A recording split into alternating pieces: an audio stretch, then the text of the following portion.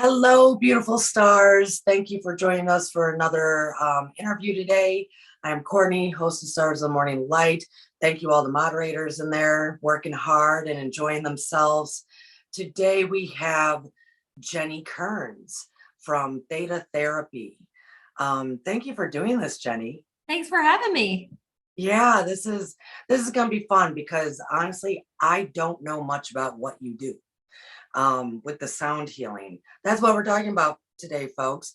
But before we jump into it, my question that I ask everybody the first time that they appear at Stars of the Morning Light is, what is your personal definition of awakening? I've been thinking about this since you threw it at me to think about. And awakening, I think, is very personal. For me, it happened sort of in epic moments over the years, multiple epic moments over the years that kind of changed the way that I saw the world. And so awakening to me is like you begin to see beyond everyday life. You get out of the monkey mind, you get out of your narrow worldview, and it opens up to other dimensions and higher consciousness, and having a connection, a spiritual connection to your higher power, whatever that may be for you. I think it's very personal and individual what you're connecting to. For me, I grew up with some Catholic family members, and my mom was like a devout Buddhist.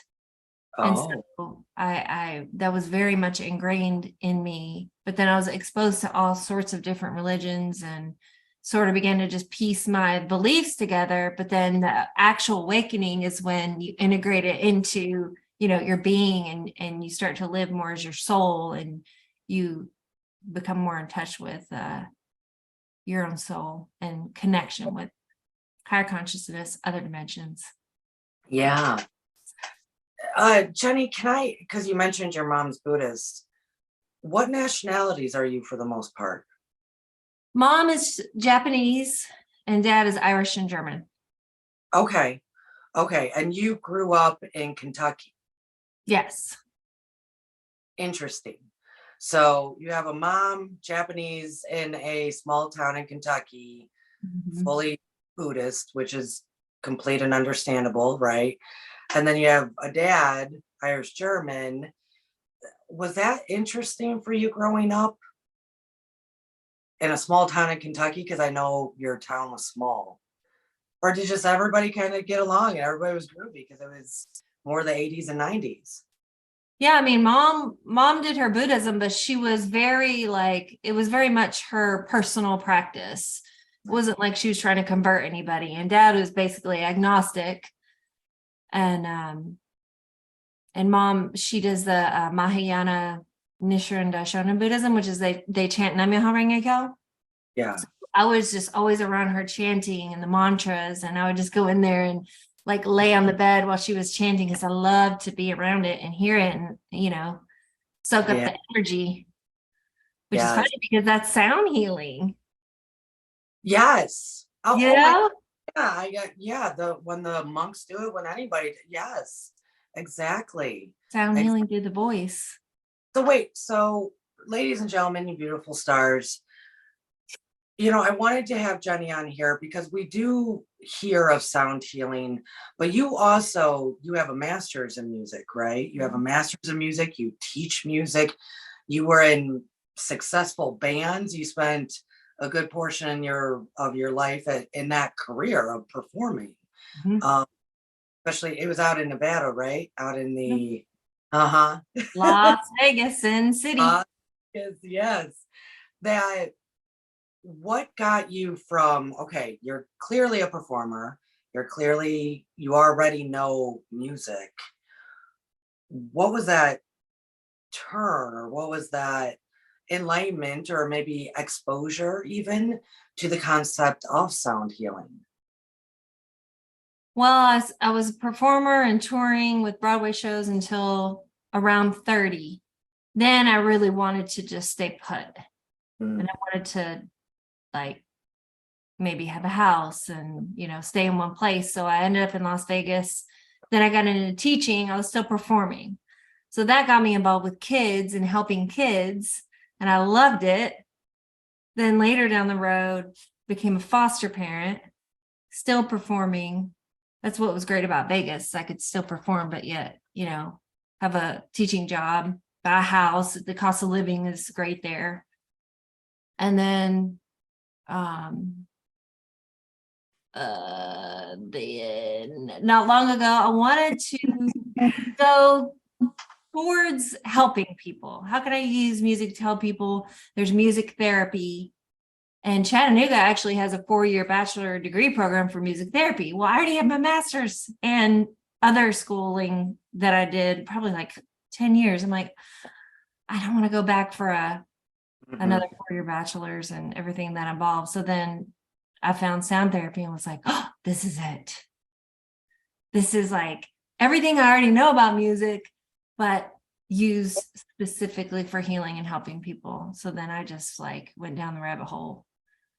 Way down the rabbit hole. I was like, this is awesome.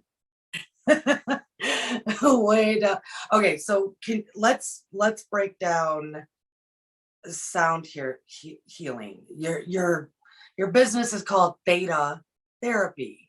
And so there might be even people that are, well, this audience is very intelligent, but I mean, to even for people to read that, they might not even know what theta means. So let's start at the basics. How does sound heal us? Well, everything is a frequency. Everything has vibration. At the very atomic level, what do we find? A wave, which is vibration, which is frequency. So when I started learning about frequencies and vibrations and waves, there are different researchers throughout the years that actually would they would measure the frequencies of everything, like every flower, and I can't remember his name right now. That's fine. But, you know, and then even the human body and the organs and all the systems and kind of like aura photos or, you know, just measuring any type of frequency, actually electrical frequencies or magnetic frequencies. And then they would compare the frequency of, let's say, a healthy heart to an unhealthy heart, and applying healthy frequencies to an unhealthy heart, there's entrainment that happens. So when two things are vibrating, then they naturally want to come into unison and train and have the same frequency. So with that entrainment, then you can use frequencies to help unhealthy parts of yourself become a healthy frequency. Does that make sense? Yeah. I was just thinking when you were saying, I think that's the first time I've heard that word, entrainment. Mm-hmm. And it's so when one frequency is introduced to another frequency, there's a little dance. Yes. A little, yeah. So that's like a tuning fork. I have a tuning fork, and I know that this particular hertz, let's say it's 285 hertz, this is going to help with fatigue, and this particular hertz helps with grounding energetically, but it also helps with you know, the sexual organs, Right, part of the body. Tuning fork. And I was on my God, actually my husband's, because he's a musician, so he loves, you know, talking with you and thinking. He loves it all, and I'm like, okay, do your thing, because I appreciate it. I love it. It's not my vocabulary. It's not what I understand. But we have one in the house that sits on my desk. So, ladies and gentlemen, this is what she's referencing, a tuning fork. And that dance though, so that makes sense to me, that then if the healthier, the what it should be, the good, positive, let's say, frequency vibration is introduced with a negative or an unhealthy, well, they might dance for a minute to wiggle themselves out, but all organisms do want to be healthy and happy, from our organs to everything. So now I'm understanding more, because I was like, is it like a bolt of lightning, that sound that just goes right in? No, there's a little dance for the process to happen. Wow. Okay. And they've even proven that down to the cellular and atomic level is the wave, and so vibrations go straight to that level. Right. So they can be very powerful. With you being skilled as a musician, was that beneficial when you started looking at all this stuff? Because then you can understand and conceptualize. Brad told me a while ago that, like most Mozart, all of his music was at like 528 or 425, whatever the love frequency is. Supposedly, Brad told me that all of his music was at that frequency. 432 hertz. Okay, 432. Yes, which that does make sense to me, because as a musician, let's say you're in an orchestra, then all instruments and musicians in the orchestra have to tune their notes to, let's say it's 440 hertz was the norm, and then it became 442 hertz. So if you have a da, it's going to be a little bit sharper, but 432 is a little bit lower, and that they've proven is like the Earth's frequency resonates at 432 hertz, and that's our most natural. But isn't that wild that he knew that? Yeah. Knew that the world is going to resonate and this is good for everybody if I just do everything at this. Well, yeah, we also study Mozart's music, that at a certain point, I think it was like 6.34, 6.33, through every one of his songs was like the climax point, which is also the golden mean of the Fibonacci sequence. And we learned all this in college. Wow. Like the actual length and timeline and the structure of his pieces that would just come to him. Yeah. Well, and you wonder if like they actually did know all this stuff back then, and then we just let it aside. But at the same time, that's what I tell people, because Jenny, I don't know what it is, but people ask me questions about like sound healing or crystals or herbs, and I'm always like, I don't know. I know people, I'll tell you who to go to. And I think, but there's always this look on their face of like, what do you mean you don't know, Courtney? And I think it's because I can access the Akashic, or because I do know a lot about hermetics or this or that I think people just assume I know everything. No, God, play music. I don't get that. It's just not my interest. Or like herbs. They're great. Go heal yourself. Not my interest. So yeah, I always try to funnel people to you, because I know you're skilled in it. So I do find that funny often, that it's like, no, I don't know. Hertz what? I literally had to find out what a hertz meant. So actually, what is a hertz? When we say like 432 hertz, what does that even mean? Is that the frequency? it's a measurement of the wave, how fast the wave is vibrating. So a lower note, if you could see the sound wave, let's say you have an F is 174, then it would go like this. So it would wave 174 times in a second, I think. But yeah, it's just a measurement. So the higher the pitch goes, the faster it waves. So an octave above that would be, it wouldn't be double. But let's say 528 hertz, that's a C. That's rotating 528 times, waving 528 times in a second. Whoa. Okay. Yeah. No one's ever broken it down to me like that. But I just kind of, I go along with it. Like, yeah, such and such hurts. Cool. Like I had no idea what they were saying.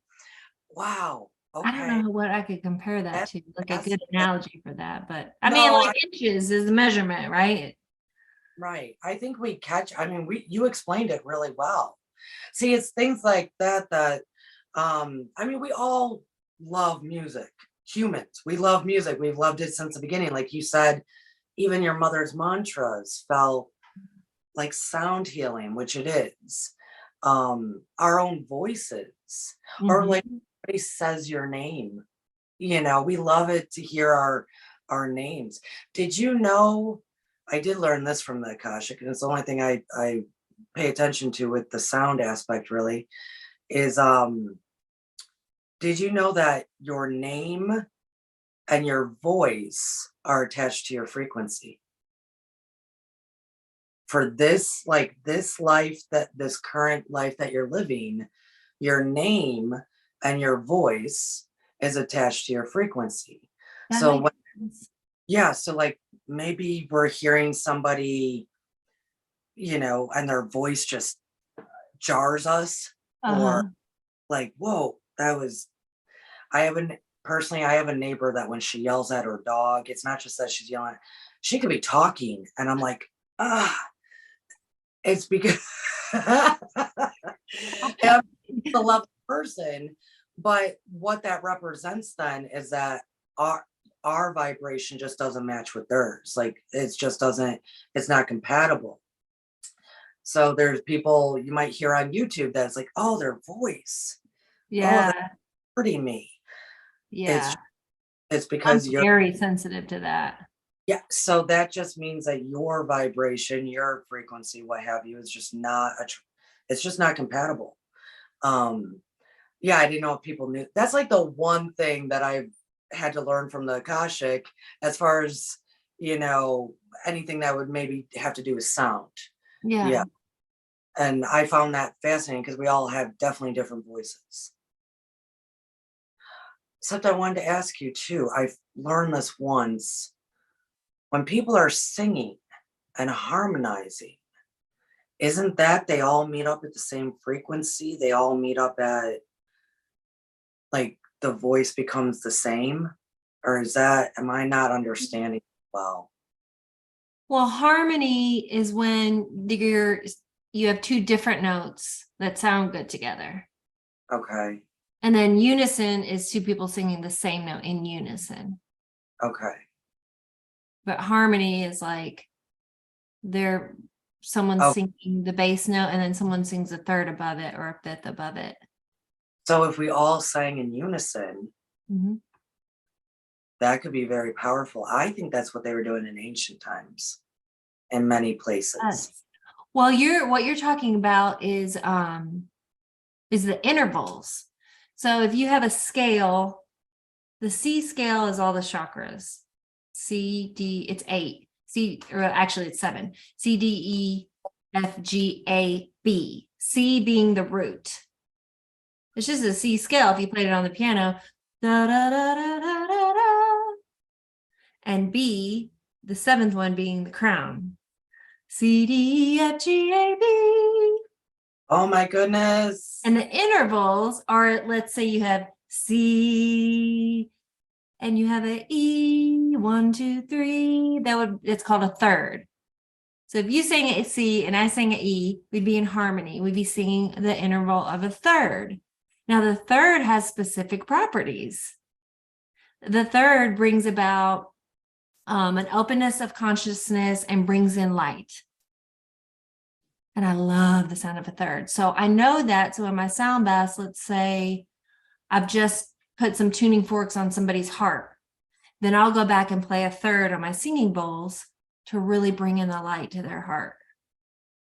Isn't that cool? I'm enchanted right now thinking about all this. Or if you do a fifth, C, D, E, F, G, 1, 2, 3, 4, 5. The fifth is very powerful. It balances all chakras.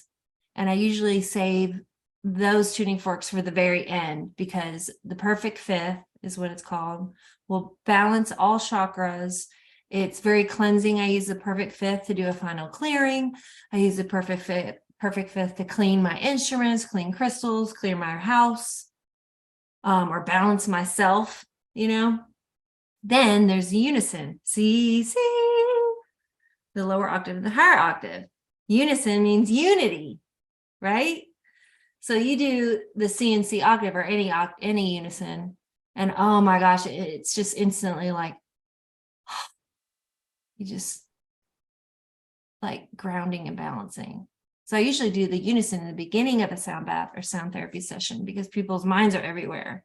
So I specifically do the unison to get you into the space. Wow. Wow. It's super fascinating, right? Yeah. I'm a big nerd.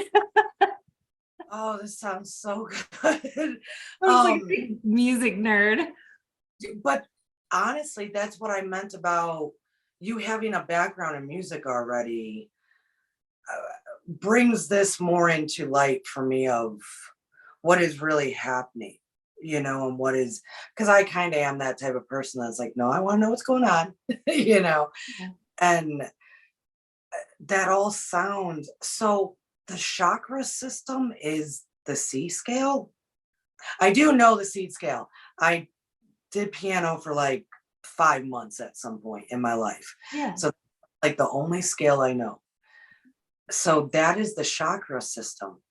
And then when I learned that, I was like, what? You know, the scale, the intervals, harmony, everything we're talking about, I've played my whole life, but then they have these special like spiritual healing qualities. I just think it's awesome.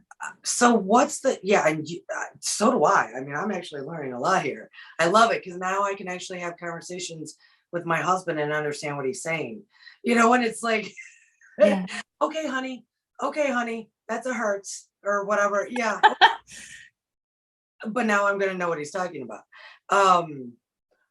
You said sound bath or sound therapy. What's the difference between the two? Like, so sound bath is going to be a group experience. So I have, you know, however many people show up or laying there, and the term bath is like I'm washing them and the room with healing sounds to wash, you know, their bodies and their energy fields.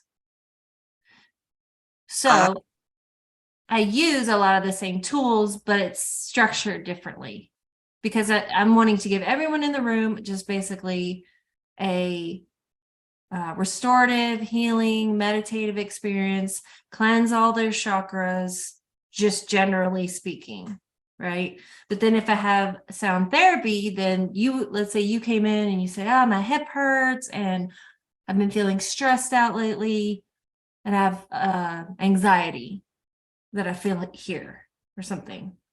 Then I would structure basically a sound bath, an individual sound bath for you that's going to target your needs, and use a lot more tuning forks just because I have more time to give you just special individual care. Yes. Jenni, I didn't even know those were called. I guess I knew they were called sound bath, but I never really paid attention to it until we started talking. But I had always, so the first time I was ever even around anything like that, I think was in 2018. So I mean, I'm really new to this concept. And it's because I was working at an event and the woman next to me was doing sound healing. Mm-hmm. And I worked on somebody, it was like, because I'm sitting right there, I received. And he had some kind of, it looked like a drum that had a bunch of beads in it, and she would swish it across them. And it felt like waves of the ocean then hitting me. And I was like, this, for all the empaths that, or even astrological signs, like my husband's nothing but water, he's a double Cancer. To me, it felt like, oh my goodness, if you can't get to the water, if you can't get to the ocean or the river, because life is life and you can't take a 5 hours or a whole break or a whole vacation to cleanse at the water. This, I thought she was saying it was sound therapy, so I had never even heard the term sound bath, but I kept referring to it as it's like cleansing by water. It's like water in a way. And I kept trying to sell it to people like that, like, go do this, go. It's amazing. Brad did it. And Brad, I can't get you the water as much as you need the water, honey. Go do a sound bath. Mm. Interesting that that term was associated with it. And I just, that's what it felt like to me. As Mm. in the waves of an ocean just being completely cleansed by this sound, by this. So I do reference that as if you are a person that's how you cleanse, really, which cleansing by water is perfect. But if you can't get to the river or you can't get to the ocean, go do a sound bath. It's going to Mhm. give the same kind of cleansing, and for me personally. But I didn't know about, what's the term again? The dance that the frequencies do? Entrainment. Entrainment. I want to look up what that really, I'm going to be looking up that definition of all of what that word might mean. Yeah. So I find it fascinating that it's called sound bath, representing water as well. That's interesting how you came to know it by feeling it, like that word in the water, because that must be how the term came about. It makes me wonder how the term did come about. Yeah. You know, I mean, I don't actually know that. yeah, but that's how I try to pitch it to people. Like when you do one of our events, which, by the way, you beautiful stars, those watching, Jenni here tends to do our vendor events at New Earth Energy Market. So, and she'll do therapy on you, or she'll do a bath. And so I try to promote it that way, Jenni. I'm like, if you can't get to the water, come, especially in the winter. Who's going in wintertime? Yeah, I Get should do one for the back. winter solstice. That's a good Yeah, idea. yes. Full moons. I like to do them on the full moons. Well, that's it. You are, oh my goodness, beautiful stars out there. I don't know if you can see it, but Jenni here is definitely a moon goddess. Can I tell a story about when we first met and things are flying around you and knocking around? Can I tell? Yeah. I will have to, because everybody in the chat went, yes, you got to tell a story. So our first New Earth Energy Market is when I met Jenni here. And that Saturday, we had a Saturday and Sunday, and that Saturday night was a very big, full super moon. And Jenni was telling me during the day that she loves the moon and she's going to probably go home and do something. The next morning, I'm trying to get everybody in place. We're getting, our bearings back. I'm hearing things falling every like 2 minutes. Something's falling, something's crashing, and I keep going, what is going on? And Jenni, Jenni then walks towards the kitchen. This beautiful woman just walked in the kitchen. Nothing, she didn't knock anything over. Her energy field, her vibration, because of what the moon had her doing the night before, how the moon impacted her, her field, her energy field was just knocking stuff over. I thought it was great, but poor you were like, I'm sorry, I don't know what's going on. I don't know why I'm knocking stuff. I didn't even touch that. I wasn't even near that. And I'm like, yeah, that's because you're a moon goddess, you beautiful being. You had so much energy. She just filled you with so much that the next morning things were just flying around And then you helped me ground. Yeah. But I was so happy. I was so happy. Yeah, I had high energy. I was so happy to be there. Oh, it was such a good time. Such a good Jenni, can I ask too, because you and then we're going to go back to the sound for just a moment. But as we're talking about that, clearly you're in the Chattanooga area. Where are all the places that you do your sound baths out of? Maybe individual therapies? I do them from R3. R3. Chattanooga is on the North Shore, and they do cryotherapy and other esthetician type body treatments. Right. They have a group space there. Actually, they have a couple different spaces that I can use there Okay. for sound, R3. I know you. R3 and the Chattery. Those are my basic 2 places. Okay. People book privates. Those are my 2 places that I can host them. Private sound baths or individual. And then I go out and I go to Dalton. I went to Dalton twice this weekend for 2 different baths. Okay. So you're doing Dalton at Blue Sun Fusion and New Chapters Holistic. I also did one at a place called 1111 Boutique in Dalton. Okay. Where else have I done them? So that's the thing though, folks, is that you can get with Jenni here and book something, or even if they're maybe uncomfortable first with like an individual, maybe then go to a group sound bath. Yeah, definitely. Yeah, to experience it. Yeah, for sure. People love the group sound baths. And I wanted for Brad for his birthday. I want we'll get one because we're not going to get to the water, like I said, and that's his jam, his music. I find that musicians that come, they really are soaking it up. They're just so open to it. Yes. It all a lot. Yeah. Why did you attach the term theta to it, to your business? I started learning about being a healer and the brainwave states and accessing the subconscious, and learning about beta versus alpha, high alpha, low alpha brainwave state, down to theta and then delta, and what they meant and how the subconscious is in the theta brainwave state, accessing deeper parts of yourself to heal. And then I learned about brainwave drumming. Whoa, hey, Brittany, you got to go there, sister. Therapeutic brainwave drumming. This is so cool. And there's a guy who specializes in this. And if you drum 16th notes at 111 beats per minute, so it'd be like,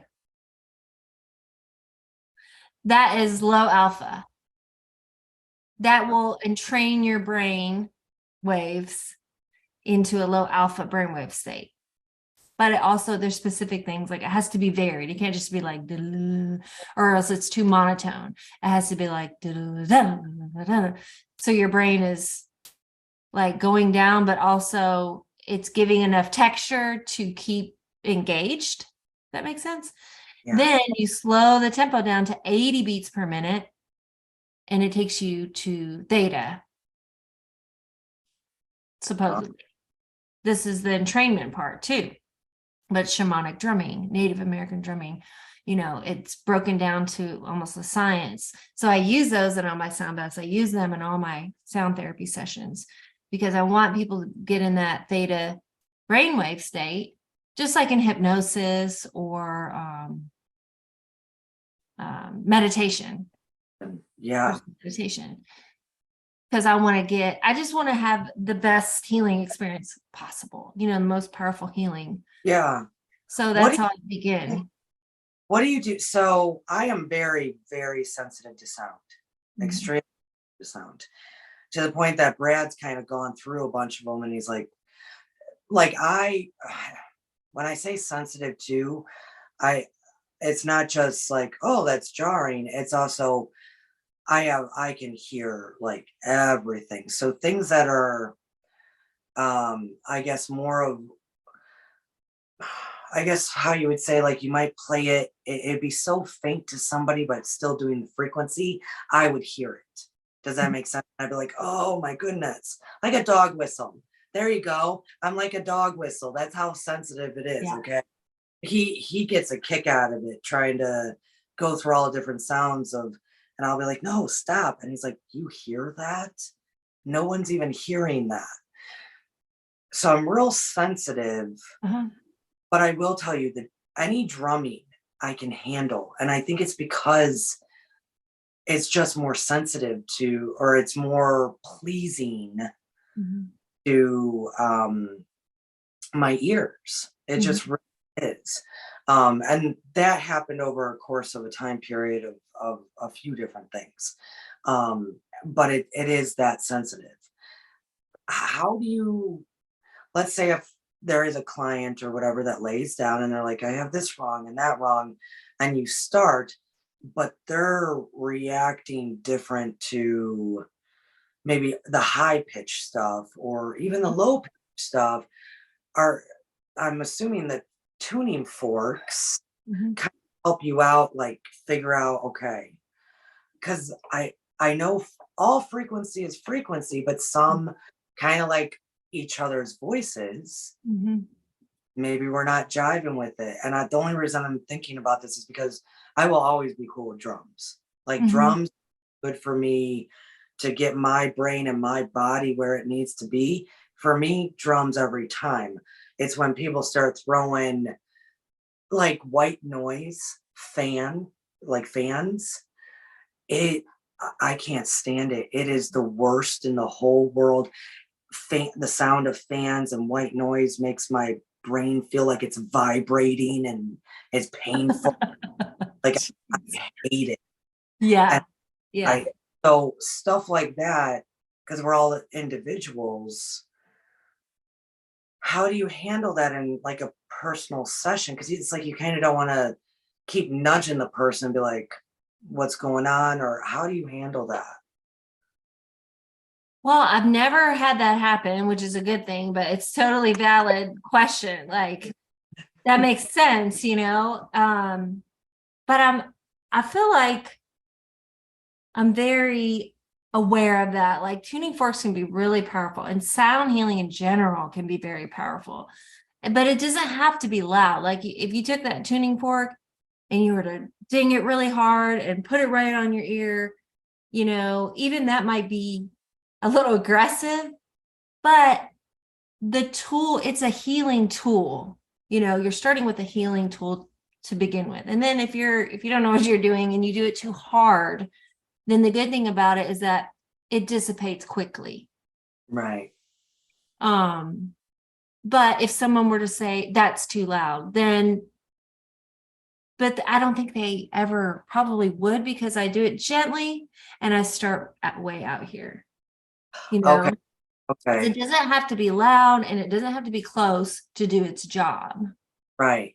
You know, it doesn't even have to be by the ear. It just, they can feel it more. It's, you know, a little more an inner experience, which is why it's there. But, and then the tracks that I use and the music I have playing in the background is soft. And the drumming that I put into the track, because I made it on my computer, has a lot of like echo and reverb on it to soften it, if that makes sense.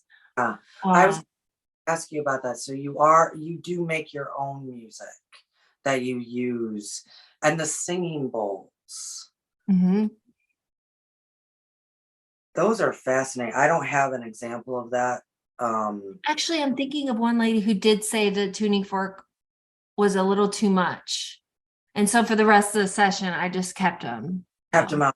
Okay. See, that's because it's not that I'm opposed to sound, but you'll see it sometime when we're hanging out.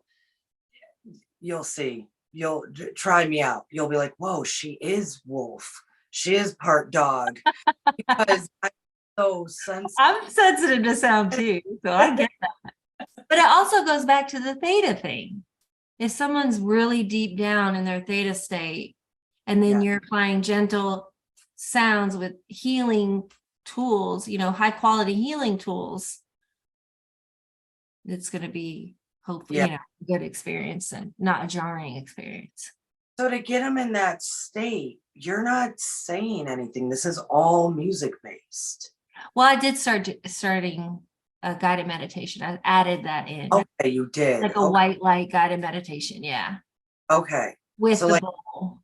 With a bowl. Yeah, with sounds, you know, grounding sounds, earth frequency, and then I'm doing a guided white light meditation. Okay, so like you would kind of then bring them into a meditative state, and then as they are there, that's when you kind of continue with the music and what needs to happen. Mhm. Wow. Probably like the first 8 minutes is dedicated to a guided meditation. Okay. The tuning forks, how many do you have? Oh, Well, I guess, do they relate to the chakra system? I guess that's what I'm wondering. Like, I have a solfeggio set, but I also have chakra forks. okay, so these just Most make, everything I do is related to the chakras. okay, okay, I don't not, work too much with solfeggio. okay. I was just curious to, as far as, wow, this has all been very fascinating, Jenny. Been quite fascinating. Um, so you all know, in September, there will be another New Earth Energy Market event. Yay! Won't be any vendors at it. There will be more information coming your way. But Jenny is in the Chattanooga and Dalton area. You can follow her on Facebook, Instagram, Theta Therapy.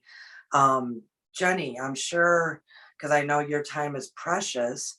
Is there anything, I do want to tell you, this is probably going to be the one video that airs before the 4th of July weekend here in the States. So I want to also wish everybody happy 4th of July. You guys are going out of town, right? Mhm. Yeah, good stuff. Is there anything you would like to end on? Just anyone who's interested and has questions, I'm an open book. I'm happy to answer questions. I'm happy to collaborate, and it's all about helping people, healing people. And actually, Jen, before I always do this, I always go, we're going to end. And then I have another question. Do you mind? I do it every time. Do you mind talking briefly about the foster parent aspect? Because you are not a permanent foster parent, you are an emergency foster parent. I don't even think the world knows that that exists. And that's why we might not have enough people doing it. Can you explain that just briefly? Because that is an Yeah. aspect of when people can even understand your heart even more so, talking about that. Well, I started as a foster parent in Vegas because as a teacher, I saw these kids going into custody and it would break my heart. And I never had kids of my own. But there, they have a group home. And I think most cities have a group home because kids get taken into custody. And at that moment, it's like, where are you going to put this kid? So they have a group home with bunk beds and people to take care of them, people to feed them in the meantime while they're trying to get them a foster home. But here in Chattanooga, they don't have a group home. It got shut down during COVID. So I got licensed here and they kept asking me to do emergency, or they started. And I was like, why do you guys have all these emergency placements? Because they literally get these kids and there is nowhere for them to go. So what they do end up doing is the kids are sleeping on the floor in an office in the Child Department of Family Services. I'm like, what? Yeah. Why? All the tax dollars. What? You can't have a group home for all these children? So that's where I've come in. I didn't really plan on that, but it's such a need, The kid needs a roof over their head. They need a bed to sleep in. They need food to eat. They need someone to make sure they brush their teeth and get to school. It's like, what in the heck, you guys? I need to write the mayor and the governor and everybody. I don't know. I do. If someone's out there that can hear me, I want to do fundraising and I want there to be a group home. But in the meantime, I'm doing my part. Well, Jenny, where I live in Ringgold, Catoosa County, the entire Catoosa County, I found out we don't have a homeless shelter. We don't have a woman's shelter. We don't have anything. And if they can't get help over the border in Chattanooga, there is no help. There is zero in all of Catoosa County. And I think people don't know that about the South or rural areas. Because when we think of this stuff, we think big cities, there's homeless shelters, there's, places for the kids to go, there's the shelters, this, that, room and board, there's facilities, there's not in rural America, there is not a single thing. And so I want to thank you for doing that. Okay, we had to take this kid from this family. We're not sure what's happening yet. They need to stay for a moment while we figure out what's really going on, and maybe talk to the family and see if Aunt Susu can take them. Exactly. Yes. There needs to be more people aware of the fact that we don't have facilities. We don't have anything really in the rural areas of the United States. And that's why we get the homelessness more. So we get this more. So I thank you for participating in the solution. You know what I mean? Yeah. There's not enough foster parents ever. But no. now with this, it just creates chaos in the whole department, which is, it's already chaotic. They're way overloaded. I think people don't because I come from case management, and I used to have people that would kind of be bitching and complaining about how things wouldn't move fast enough, and I would constantly be like, you have no idea the amount people have on their plates, that you have to be patient. Like, they just, if it didn't happen that weekend or that week for them.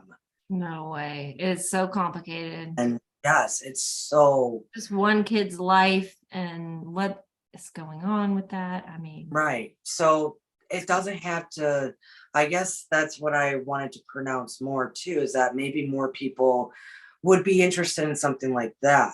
And you're going out of town, or you have a surgery planned, or you have family visiting, you can say, no, I can't take a child this week. I apologize.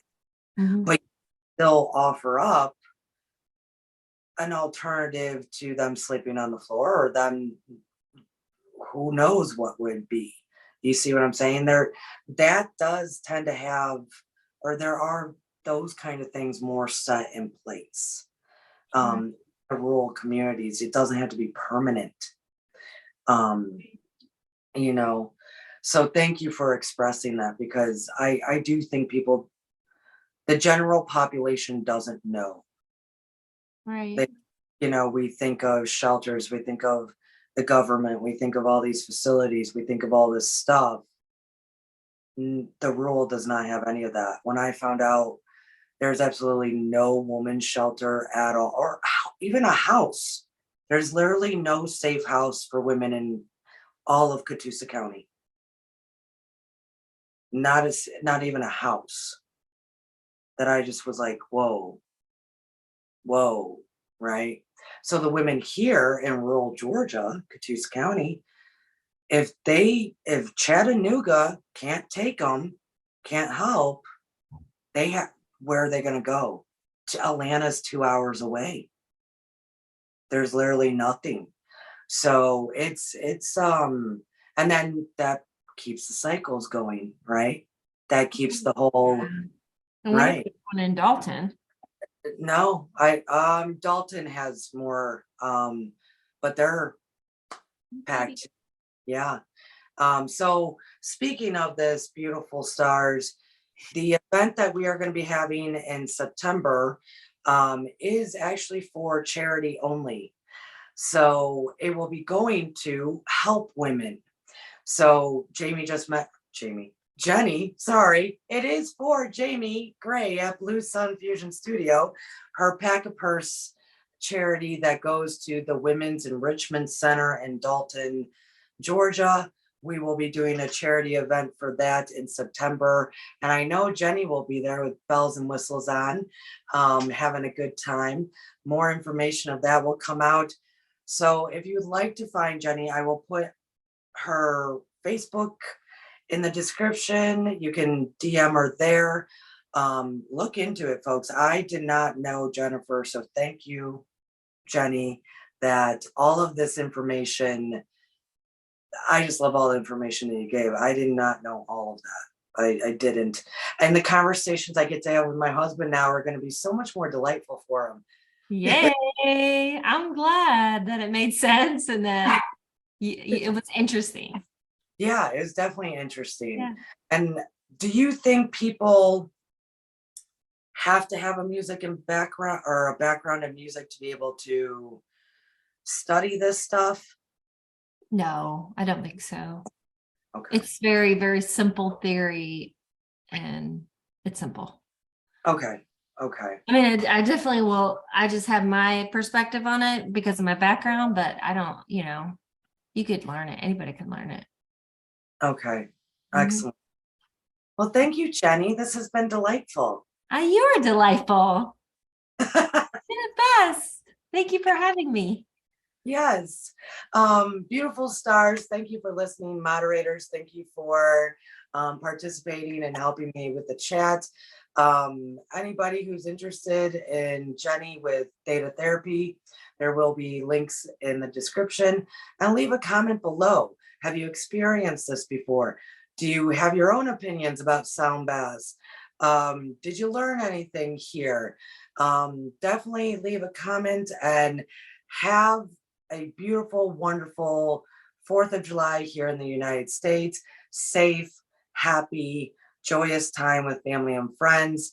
If I might not see you, I might. If not, keep shining, stars. And thank you, Jennifer. You're so welcome. Yes, ma'am. Bye.